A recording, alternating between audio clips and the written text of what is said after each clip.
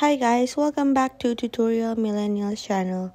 In today's video, I'm going to show you how to add filters on Photoroom.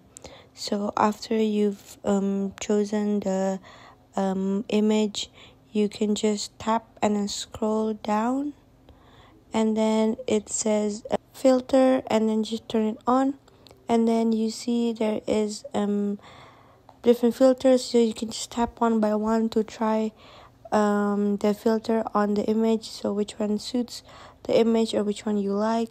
And you could also for example, I want black and white, so there are three black and white, so I can just tap example, I want this one, and then you don't have to tap anything.